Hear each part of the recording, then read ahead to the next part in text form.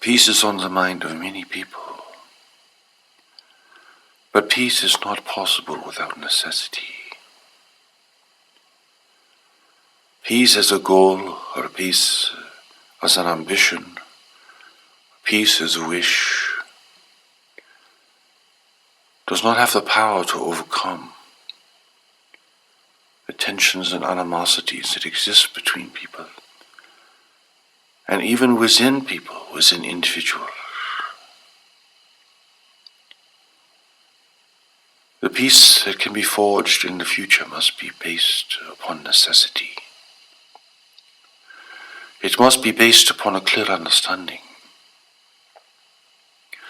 that humanity is entering a period of grave difficulty, facing a world in decline, a world of declining resources,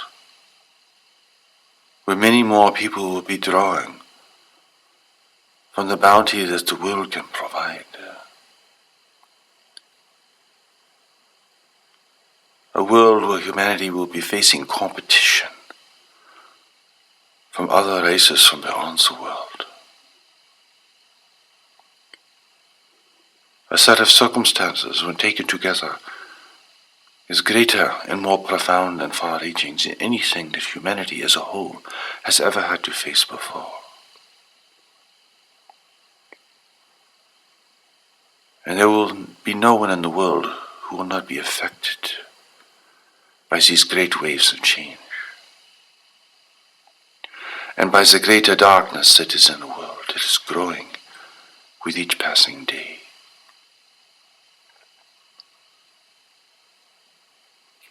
Here, peace cannot simply be the cessation of conflict, for the steps taken to establish peace now must be far more radical and far-reaching. To simply hold people back from attacking one another will not be effective in the future when these restraints will not be there.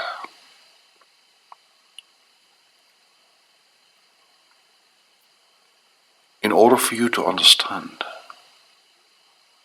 what will be required in the future, you must understand the great peril of the future and the great needs of humanity, and how they can be fulfilled in the future. You must bring a new understanding to the situation, or you will not see the nature of the problem, and you will not see how the solution can be forged.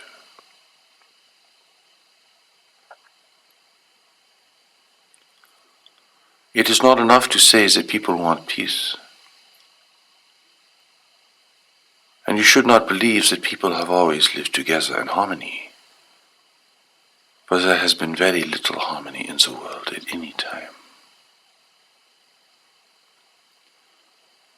And you should not think that establishing peace in the world is simply creating a new social program or platform, or that it is all about politics or relations between various nations or groups.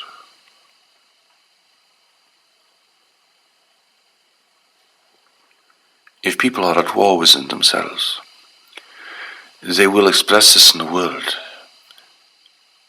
and they will add to conflict that exists between people. And if people are committed to fulfilling their desires, it will place them in conflict with others whose desires are competing with theirs. And if people want more than they really need, then they will be taking from others whose needs are going unmet.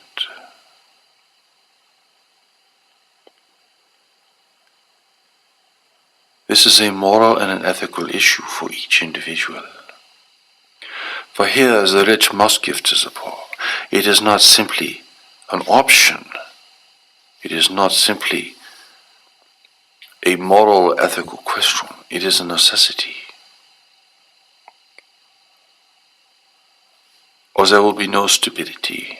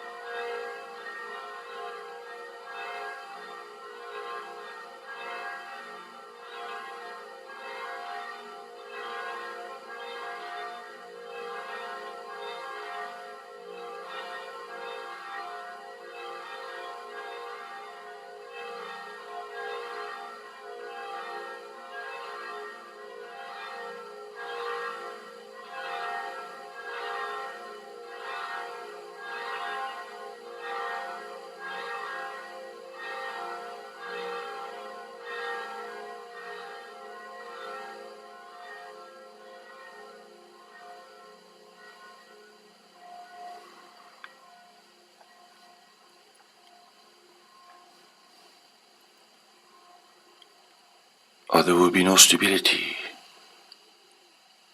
and people will continue to behave and to think as they always have.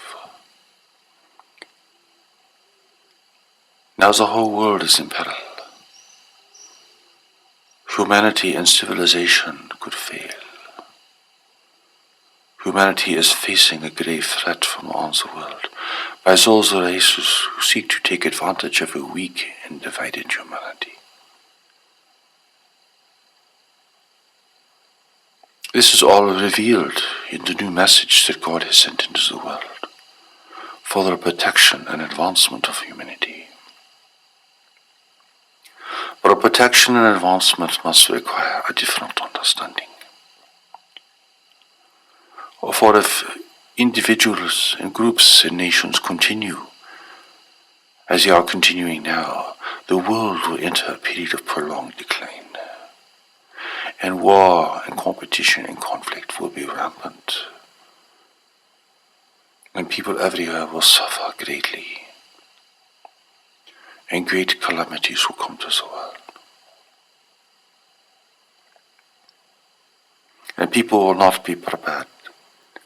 And people will not understand. And people will be betrayed by God. People will feel as if their prophecies are being fulfilled, and that the end of the world is at hand. But this is not the end of the world. This is only the result of human ignorance and human error, and the result of humanity's emergence into a greater community of intelligent life, where you will have to face competing forces from beyond your world.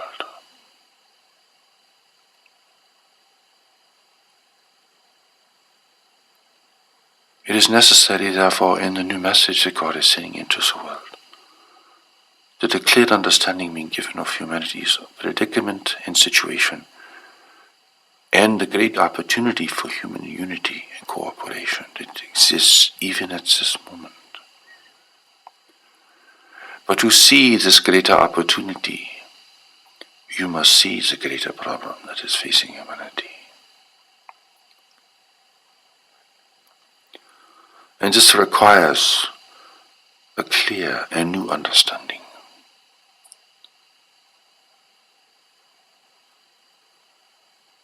it is difficult to gain a new understanding unless circumstances compel you to do so. Therefore, do not be in denial of the great waves of change that are coming. Do not try to lessen them and call them other things. Do not dismiss them as mere fearful thinking.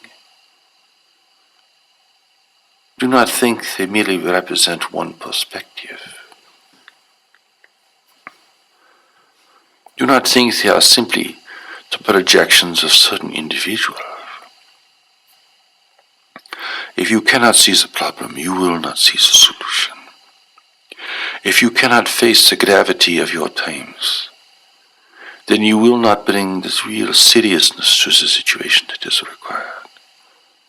And you will not have the motivation to forge a new understanding and a new approach.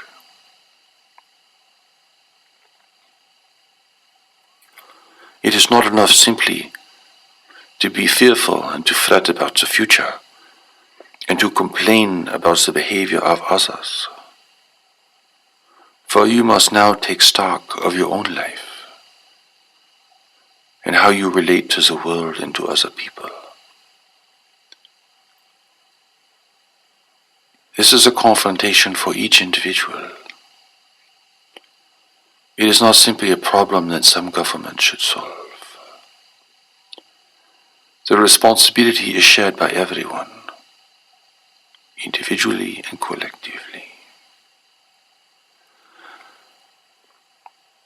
If you can consider this seriously, you will realize that you do not have an answer, that your answers are inadequate, and that even you yourself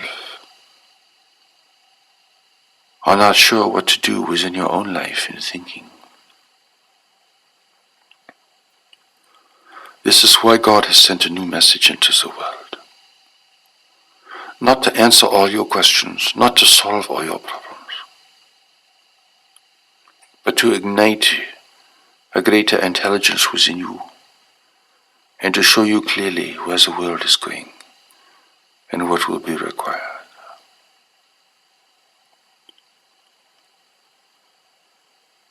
People will have to work out all the details and will have to figure out how to apply all these things.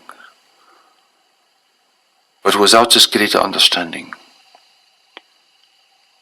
humanity will fight and compete and struggle with itself. Its divisions will become sharper. Its wars will become more embittered and prolonged. It will be group against group, religion against religion, nation against nation. And here you cannot blame one government or one leader, for everyone will be responsible. People are not even thinking within the correct context to understand what is happening even today. Why people are suffering so much, and why this suffering is increasing. Other people are blamed, other governments are blamed. But the problem is more fundamental than this. It has a great deal to do with how people use the world and its resources. And that people identify only with their family or their small group and not realize that humanity will have to work together far more cooperatively in order to use these resources in the world which are now declining. The question for governments then is not simply how much military power you can have, or how much wealth you can accumulate, or how you can maintain a lifestyle that cannot be sustained into the future. The question is how you take care of your people, how you provide what they will need. For only this will maintain stability and order. And only this will keep humanity from falling into chaos and destruction.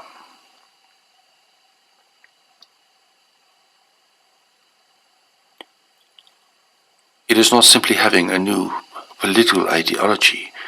It is not simply demanding that people be at peace, for people will not be at peace. The change that will be required will keep people in a state of confrontation and turbulence. For peace and change do not coexist very well.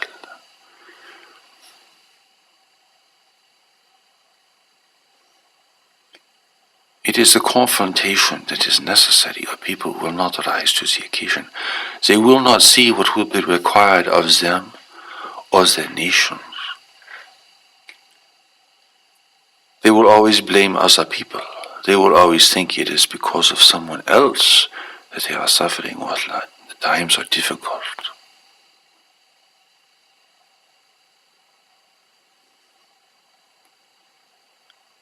And all the energy that goes into complaining and whining and projecting blame upon others will all be wasted, for it will lead to nothing at all. It will not generate constructive action. It will not raise the level of personal responsibility. It will not encourage or require people to consider how they live and what they themselves must do within their life and in their own relations with others, to live a more balanced and simple life.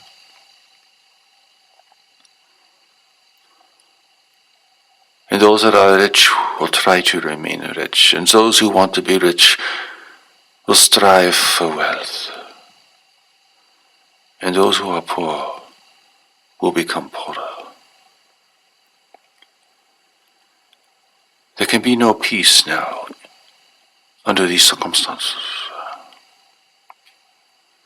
The world is being exhausted. You simply cannot plunder it further and hope to provide for all the needs of humanity. Human unity now must be driven by necessity and not simply by high ideals. It becomes a practical question as well as an ethical and a moral question. It requires that each individual recognize how they live and to see and to ask themselves, is the way I live going to be able to sustain me into the future? And how can I support human unity and cooperation? All of your resources, both material, psychological, emotional, will have to be brought to bear to forge a greater union in the human family. This will have to happen within families, within cities, within communities, within nations, between nations. And war will have to be set aside as mutually destructive to all involved. It is no longer an option. You cannot afford it.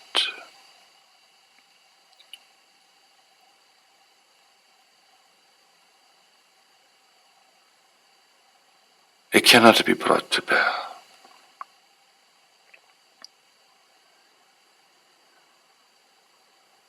A human family cannot absorb it. It cannot endure it. It will have no resolution.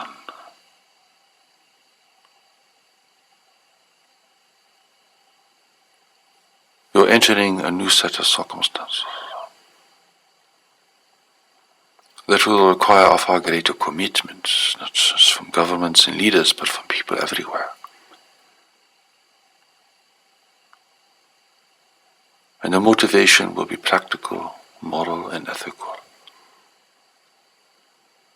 The wealthy will have to live more simply in order for resources to be shared more equitably. the world will have to be cared for far more conscientiously, and its resources sustained, or humanity will not have a future.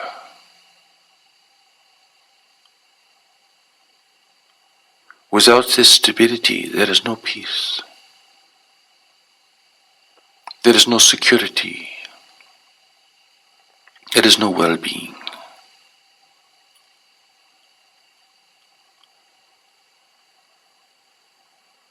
The whole human family has entered a situation now where the stakes are so high. There is no room to maneuver. There is no new lands to conquer. The world is being used up, it is filled.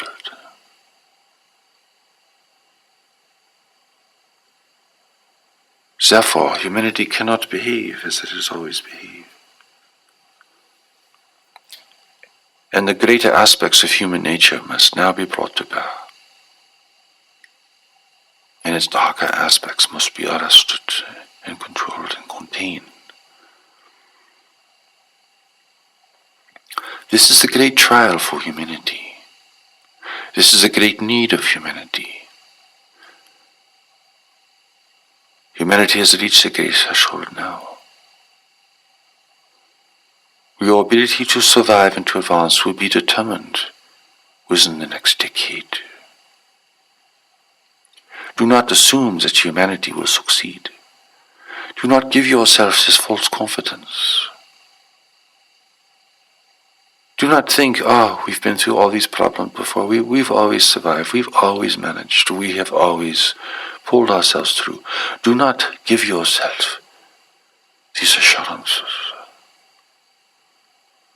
Do not think that because the human spirit is strong, that humanity's success is guaranteed. You now face competition from around the world. There are competing forces seeking advantage here even now. You have never had to face them before. They are not like those who have visited the world from before. They care not for the value of humanity, and freedom is unknown to them. To them, this world, and even humanity itself, is only a resource to be used and exploited. Do not think then, in the face of all this, that humanity will continue and advance. For you are not only subject to the risk of decline in the world, you are also subject to the risk of subjugation from behind. And that is why there is a new message from God in the world. Because without this new message, humanity would not see, it would not know, and it would not act appropriately. It would not prepare for a future that will be unlike the past. It will not recognize the gravity of its situation. And it will not alter its course, its direction, or its behavior.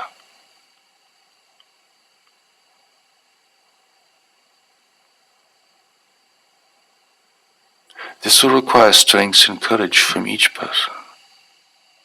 Here you cannot be lazy and self-indulgent.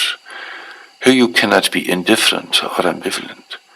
For everything you value is at stake. Everything that humanity has ever created that is beneficial is at stake. Everything that you love is at stake. Every person, every place, everything. Do not assure yourself in thinking that the town you live in, or the country you love, or the lovely wilderness that has inspired you, or the beauty of nature, or the sacred and holy sites will be able to survive under the great waves of change and the greater darkness that is in the world. You must find a deeper strength, the strength of knowledge within you as an individual, the greater strength that God has placed within you, that you must find and follow. For everything around you will be in question and will be in turmoil, and great uncertainty will prevail. And this uncertainty will either defeat you or it will call from you a greater strength, a greater wisdom, the strength and the power of knowledge, a greater intelligence that the Creator of all life has given to the human family, and that resides undiscovered within each person. It is this knowledge now that must come to the fore, for this is what will give humanity the strength and the courage and the determination and perseverance to carry out what will be necessary. It is only this greater power within you that can restrain human grievance, human anger, and the dreadful weight of human history.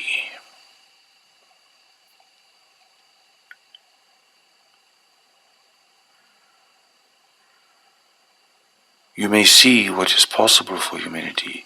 You may see what has to change, but what will give you the strength to change this within yourself and to become part of the change in the world that will be required?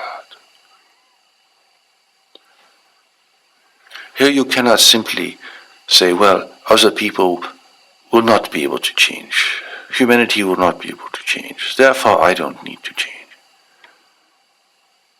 You do need to change. You have not found your strength. Your energy is misappropriated. You are lost in what you want and what you are afraid of. You are committed to things without consequence. You value things without value. You make assumptions that have no foundation and will not stand in the face of great change. You have beliefs that are inconsistent with life and with where life is going.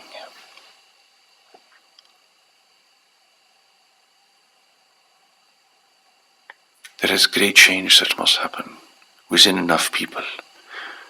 Not everyone will be able to make this change, but enough will have to counteract the temptation to fight and to struggle and to wage war upon others. And this temptation will be very great in the future, be very strong.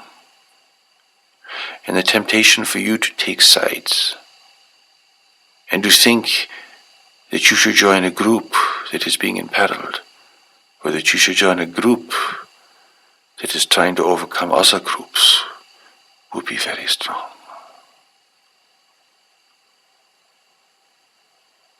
And your life will be threatened and challenged because you live at these great times.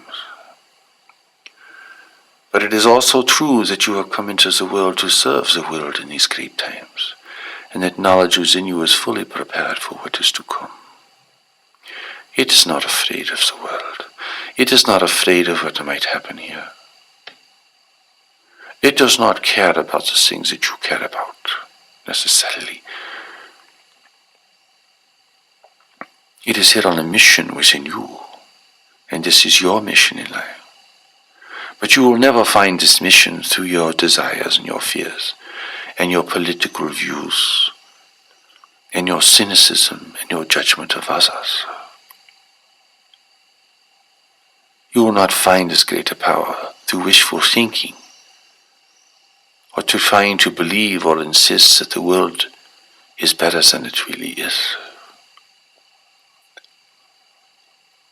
You will not find the strength that you will need to survive and to contribute to a world in need unless you can face the great waves of change, unless you can allow them to inform you of what you must reconsider and that you must do even today to begin the long preparation that will be required. For no one can stay where they are and hope to be in a position advantageous in the future.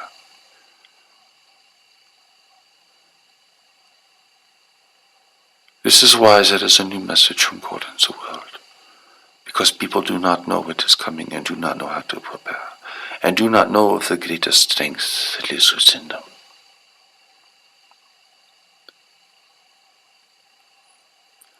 Do not think that everyone has to find this strength,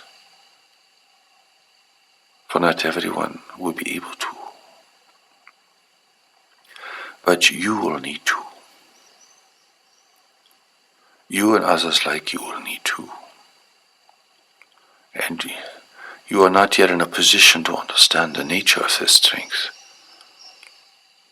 or how effective it can be in an uncertain world. The new message from God establishes what must be understood, establishes what is coming, and establishes the great need for preparation. It emphasizes what each individual can do in discovering the power of knowledge within themselves, and how they must consider their relationship with the world itself and with others. It speaks of the great change that is coming, and sets a direction for human activity and human behavior and human understanding. God's new message is not bound by any institution or government in the world, for it is a message from God. God has sent a messenger into the world to deliver this message. Do not ever think that God has sent all the messages in the world that God will ever send, for this cannot be true.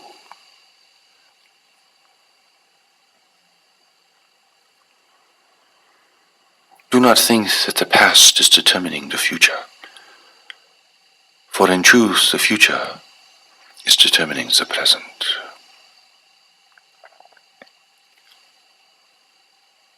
The future is not here to fulfill the past.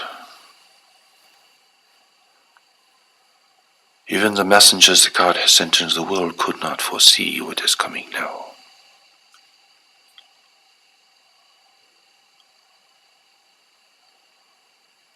Therefore, a new message of God must be sent into the world, for humanity is entering a new reality. A reality for which it is unprepared and unaware. A reality that even the great messages that God has sent into the world cannot fully and adequately prepare humanity in time.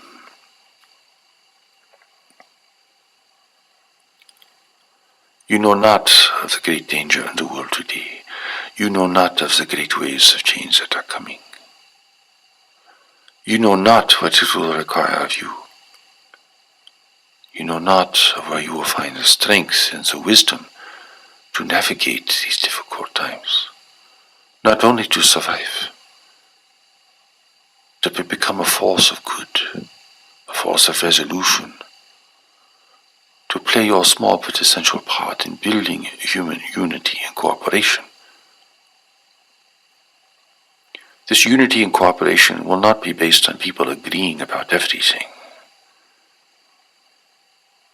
but it will be based upon people cooperating to assure security and stability for their nations, their towns, and their families.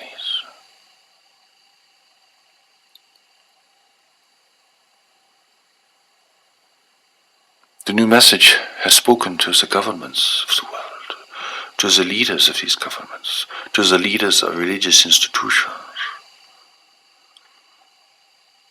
Instead of building military strength and protecting the very rich and trying to maintain predominance over other nations, instead of trying to control or manipulate other nations, you must take care of your people. Every nation must take care of its people. Every town must take care of its people. For the needs will grow and become predominating. In the future, many people will lose their jobs. Many people will be facing deprivation, even in wealthy countries. How will you take care of these people? How will you maintain stability by providing the basic needs, meeting the basic needs of people, providing the essential resources that people need? This is not about having luxuries, for there will be few luxuries in the future. Your real luxuries will be stability and inspiration from knowledge within yourself and knowledge in others. For there will be great heroism and much selfless activities that will be required now. You must think now of the well-being of the whole world, the security of the whole world. For humanity is not alone in the universe, and there are others who are watching and waiting and planning. You must not think of protecting your personal interests or the interests of some segment of society or your group or your religion or your nationality. You must think of security for the whole world. When enough people can do this, it will override everything else. It will be like being in a house on fire where every other concern or preoccupation is forgotten in the face of what is happening at that moment. And you either cooperate or you perish. You save people and you work together.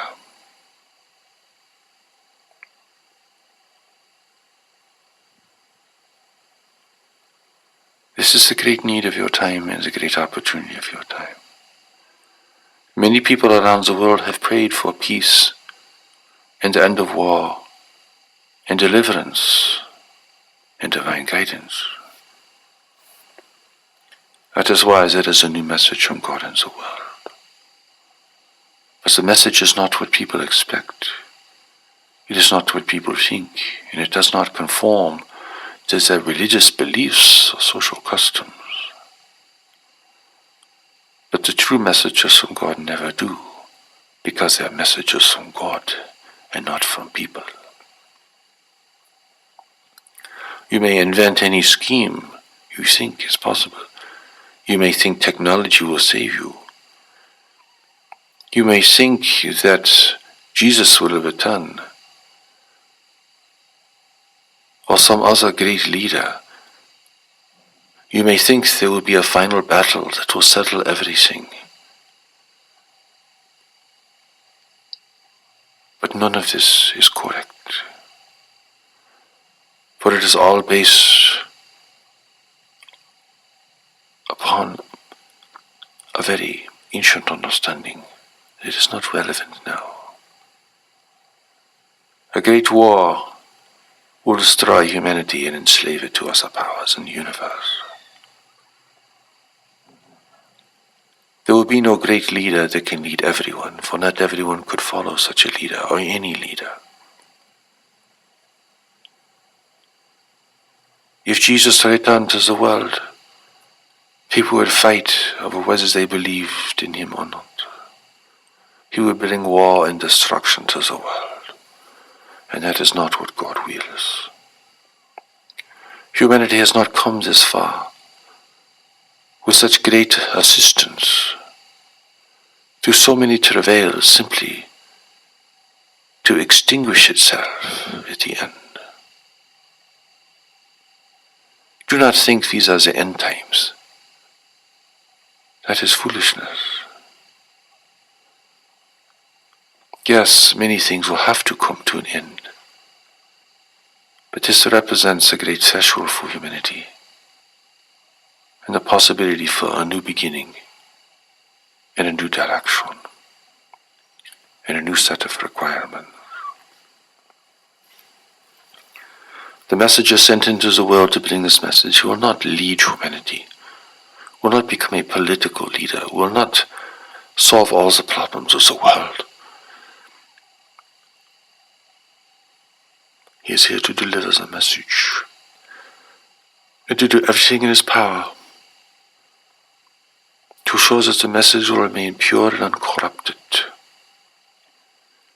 that it will not be seized by a state or another religious group and turned into something else that is self-seeking.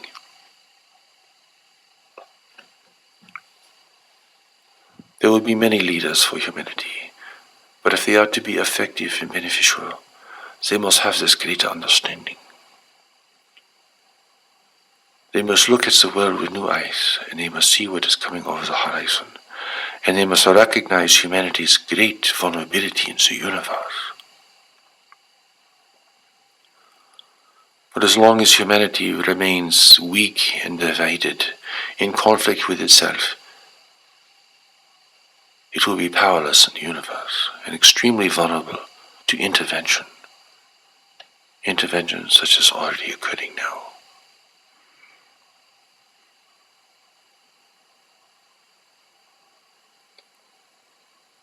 It is God's new message that holds the greatest promise. It has the power to unite the world's religions in a greater state of unity and cooperation, to engage human thinking, inventiveness, creativity, and activity to meet a far greater set of needs. It is here to restore true integrity to the individual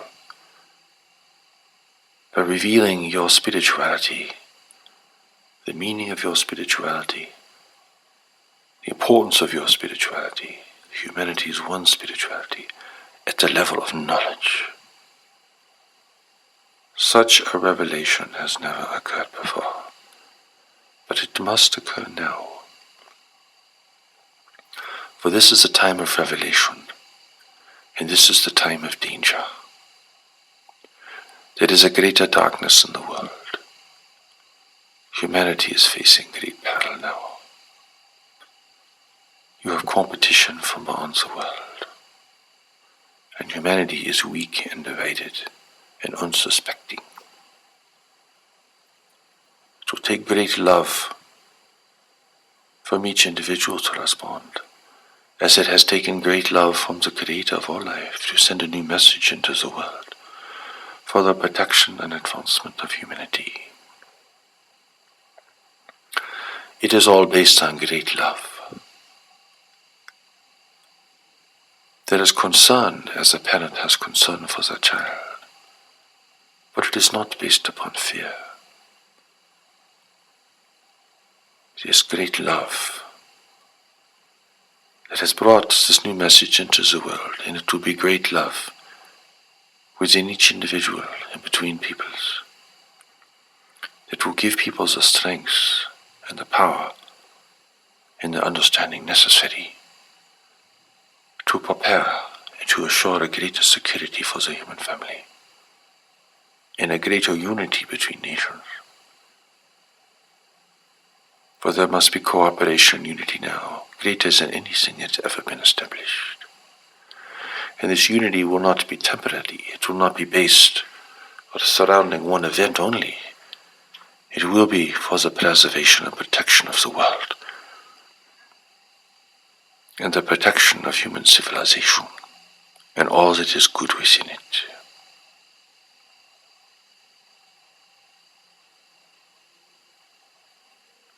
Creator of all life has confidence in humanity because the Creator of all life has given knowledge to humanity.